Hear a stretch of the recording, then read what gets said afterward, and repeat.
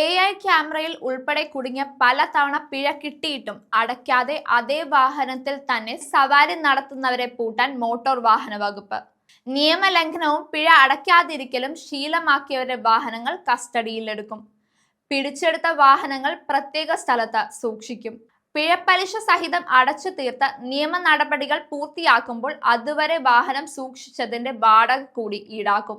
Motor വാഹന വകുപ്പ് office വളപ്പുകളിലും police സ്റ്റേഷനുകളിലും വാഹനം സൂക്ഷിക്കുന്നതിൽ നിലവിലുള്ള സ്ഥലപരിമിതി മറികടക്കാനായി സ്വകാര്യ കേന്ദ്രങ്ങളിലായിരിക്കും വാഹനങ്ങൾ സൂക്ഷിക്കുക.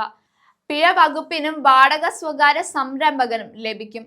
തിരുവനന്തപുരം ഈഞ്ചക്കലിൽ KSRTCയുടെ സ്ഥലത്ത് മോട്ടോർ വാഹന വകുപ്പ് വാഹനങ്ങൾ സൂക്ഷിക്കുന്നുണ്ട്. നികുതി അടയ്ക്കാത്ത വാഹനങ്ങൾ കസ്റ്റഡിയിൽ എടുക്കണമെന്നാണ് വ്യവസ്ഥ. എന്നാൽ ഇവ സൂക്ഷിക്കാൻ സ്ഥലമില്ലാത്തത് തടസ്സമായിരുന്നു. പെർമിറ്റും ഫിറ്റ്നസും ഇല്ലാത്ത ഓട്ടോറിക്ഷകളും സാങ്കേതിക പോരായ്മയുള്ള സ്വകാര്യ ബസ്സുകളും ടാക്സി കാറുകളും നിരത്തിലുണ്ട്. സൂക്ഷിക്കൽ കേന്ദ്രങ്ങൾ തുടങ്ങിയാൽ ഉടൻ ഇവയും പിടിച്ചെടുക്കും. അമിതഭാരം കയറ്റുന്ന ചരക്ക് വാഹനങ്ങളും പിഴ ഒടുക്കിയില്ലെങ്കിൽ കസ്റ്റഡിയിൽ എടുക്കും. ഇതോടെ പിഴ, നികുതി കുടിശ്ശിക ഗണ്യമായി കുറയ്ക്കാനാകുമെന്നാണ് മോട്ടോർ വാഹന വകുപ്പ് അധികൃതർ പറയുന്നത്.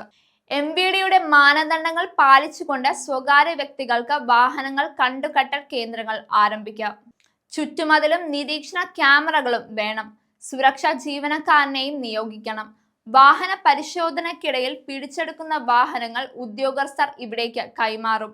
ഓഫീസിൽ നിന്നും പിഴ അടച്ച രസീത്തുമായി വന്ന് വാഹനം തിരികെ കൈപ്പറ്റാം.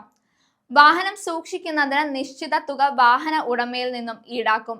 AI ക്യാമറകൾ പ്രവർത്തന സജ്ജമായതിനു ശേഷമാണ് നിയമലംഘനങ്ങൾക്ക് പിഴ ചുമത്തപ്പെടുന്ന വാഹനങ്ങളുടെ എണ്ണത്തിൽ വൻ വർധനവുണ്ടായത്.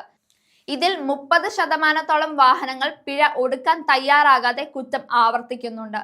20-ൽ കൂടുതൽ തവണ പിഴ ചുമത്തിയ 1,00,000 വാഹനങ്ങളാണ് സംസ്ഥാനത്തുള്ളത്.